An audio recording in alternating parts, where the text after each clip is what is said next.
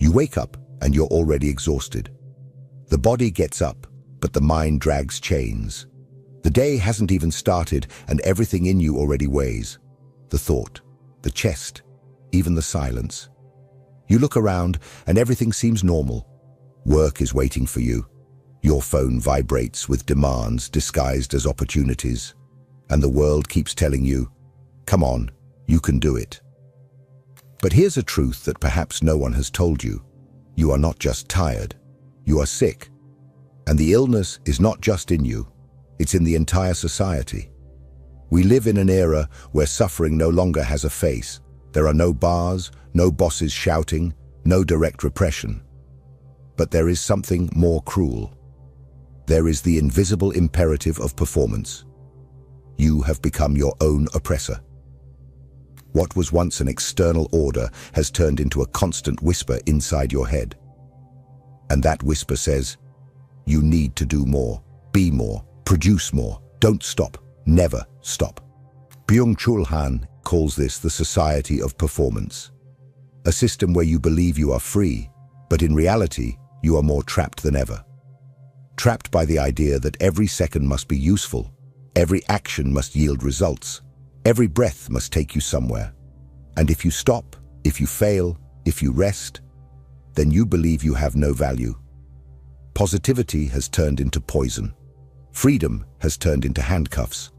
And the ability to do everything has become the condemnation of never being able to stop. Do you feel guilty when you're not producing? Anxious when you're not responding to messages? Frustrated when you don't meet your own goals, even when no one is demanding it? This is not just stress. This is not just fatigue. This is burnout. But not the kind of burnout that a weekend break can solve. It's existential burnout, the one that empties you inside while you pretend to be normal on the outside. And if all of this sounds familiar, it's not a coincidence. It's because you are inside the system. And the system wants you to believe that this is normal. But it's not. This video is a call, not for you to produce more, but for you to wake up. Because maybe, for the first time, someone is telling you, you are not weak. You are just trying to survive in a society that makes sick those who try to be strong all the time. Take a deep breath. We're going to talk about this, and you are not alone. For a long time, power used shouts. There were prisons, barracks, factories, asylums. There were clear orders. Sit down, be quiet, obey. Michel Foucault called this a disciplinary society. The logic was simple. Someone commanded, you obeyed. There was a you can't watching you, pruning you, shaping you. But this world, the one of visible prohibitions, is disappearing. What has taken its place is something much more sophisticated and much more cruel. Today, almost no one prohibits you from anything. No one tells you that you can't. On the contrary, they tell you that you can do anything, that you are free, that you have unlimited potential, that it's just a matter of effort, of focus, of discipline. And this message seems positive, motivating, but it carries a hidden trap. When everything depends only on you, any failure is also your fault. This is the essence of the performance society, the era we live in now. The prison has no walls, but it has goals. The punishment is not physical, it is psychological. And who demands from you is yourself. You have become an entrepreneur of yourself, as Byung-Chul Han says. And what's the problem with that? An entrepreneur can never stop. They can always improve. They can always grow. They can always do more. This puts you in an infinite race, with no finish line, no rest, no truce. Have you noticed how even leisure has become a goal? Reading is good, but now it has to be productive reading. Meditation needs to be a performance technique. Exercise has become a mandatory task. Even sleep has turned into a battlefield. You monitor its quality, calculate the hours, optimize your nighttime routine. Resting is no longer resting. It's preparing to perform better tomorrow. You don't live. You manage yourself. And when you fail, when you can't cope, when you get sick, when you freeze, you blame yourself. Because after all, no one prohibited you from anything, right? You had freedom. You had choice. You just had to make an effort. But that's where the perversity lies. The new form of oppression is making you believe that you are oppressing yourself willingly. Control has changed form. It has left the figure of the boss and entered your head. You have become the guard of your own prison. The wall is now invisible, but it's there, built with expectations, metrics, productivity, and self-demand. And this wall is even harder to break because you no longer know where the system ends and where you begin. But if all of this is crushing you from within, it's because there is something deeply wrong with this model. Because it is not natural to live in war with yourself. And this silent war is leaving marks on your mind, on your body, on your soul. And that's what we will talk about next. Because this exhaustion that consumes you does not come from an external enemy. It comes from within. And it is fed by something that seems harmless, but is not: excessive positivity. If this content is making sense to you, click the subscribe button and subscribe to the channel. Thank you for your support. You learn to smile while falling apart inside. To say that everything is fine when you are actually on the brink of collapse. To maintain an image of control, efficiency, and enthusiasm, even when everything in you screams for a pause. And do you know why? Because we live immersed in a new kind of violence. A violence that does not hit, does not shout, does not impose. It seduces, it invites, it motivates.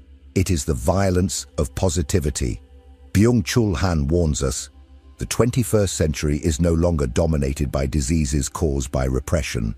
We no longer live in times of censorship, strict prohibitions, or forcefully imposed limits. What makes us sick today is not the "you can't." It is the "yes, you can." What corrodes from within is not classic oppression, but the excess of stimulation, the excess of apparent freedom, the excess of positive demand. The order now is to smile, to produce, to optimize, to be happy, always. But this excess comes at a high cost. Depression, ADHD, anxiety, and burnout are no longer individual pathological deviations. They are social symptoms. They are psychic responses of a body and mind that can no longer bear the weight of continuous performance. And the most perverse thing is that, in this new scenario, you stop being a victim to feel guilty. Couldn't be productive today. Laziness. Feeling unmotivated. Lack of focus. On the brink of collapse. Lack of gratitude. Lack of yoga. Lack of a new course. The blame is always yours. This is how positivity makes you sick. Because it does not accept limits. It does not accept failure. It does not accept sadness, pause, or slowness. And the more you try to align with this artificial ideal of happy productivity, the further you drift away from yourself. You become a motivational caricature, while everything inside is collapsing. Positivity has become an imperative today. All the time you are bombarded with phrases like, believe in yourself, just want it, be your best self. It seems harmless, even inspiring. But the effect is different. You never feel enough. You never think you did enough. You never allow yourself to rest, because there is always something to improve, correct, accelerate. You live surrounded by goals, metrics, comparisons. On social media, at work, even in leisure moments. And this bombardment of stimuli does not strengthen you. It exhausts you. It's like being trapped on a treadmill that never stops accelerating. And the worst part, you think you were the one who turned on the machine. But you weren't born this way. No one was born to live in this state of permanent alert. This model was constructed, and it is slowly emptying you. Because behind all this energy, this rush, this productivity, There is something that has been buried, something you forgot how to access. And that is what we are going to explore now, because there is a part of you that is dying, suffocated, a part forgotten, ignored, discredited. And perhaps it is the only one capable of healing you. It is time to talk about silence, boredom, and everything you stopped allowing to be part of your life. Have you noticed how, in recent years, everything around you has turned into a kind of continuous improvement plan? You are no longer just a person, you have become a project, an investment, a personal brand, someone who needs to develop, sell themselves, reinvent. Not because you want to, but because if you don't do it, the world simply erases you, excludes you, calls you outdated, lazy, irrelevant. And here's the perversity. This pressure no longer comes from a boss, a government, a visible structure of power. It comes from within. You have become a product of yourself. And more than that, you have turned into your own executioner. Byung-Chul Han calls this self-exploitation. You no longer need a boss watching over you. You demand from yourself, control yourself, punish yourself. Productivity has become the new form of obedience. You think you are in control of your life because you have the freedom to choose, create, innovate, chase your dreams. But what no one told you is that this freedom is a farce. Because all available paths lead to the same place: more work, more demands, more acceleration. And even what was sacred, what once served as shelter, has become an extension of your performance. The body has turned into a machine to be optimized. The mind, a tool for managing goals. Relationships have become networking. Spirituality has turned into coaching. Rest has become a recharge to produce again. Even your free time is analyzed, monetized, maximized. You have become a company, and the only employee of that company is you. But no one can sustain this for long, and you are feeling it. The overload is not just physical, it is existential. You are present everywhere, except within yourself. You are always functioning, but never really living.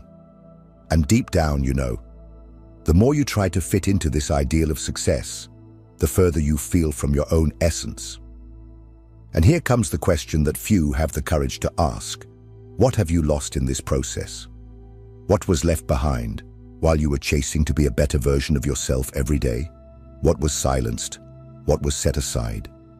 There is a part of you that may not even remember what it is like to exist without having to justify your existence. In the next part, we will talk about this forgotten space, about the silence you avoid, the boredom that scares you, and contemplation, this rare and almost extinct skill that perhaps is what you need to rediscover now. Because you were not born to be a cog. You were born to feel, to be, to simply exist. When was the last time you allowed yourself to simply do nothing? Not plan, not respond, not consume, not justify yourself. Just be, breathe. Feel time pass without the sensation of wasting it. Perhaps you don't even know how to do that anymore. And it's not your fault. You have been trained to always be active, always available, always connected. Any moment of pause is quickly filled by a notification, a new task, a short video, a motivational content. I need to solve this first. Leisure has become waste, silence has become discomfort, and boredom has become an enemy to be exterminated. But let me tell you something that no one talks about. Deep boredom is not a flaw. It is a portal. Byung-Chul Han explains that, in the past, boredom was the fertile ground for creation, reflection, and true presence. It was within it that philosophy, art, and spirituality were born. Because boredom, the kind that is not in a hurry, that bothers you, that makes you face yourself, opens space for contemplation. And contemplation is what brings you back.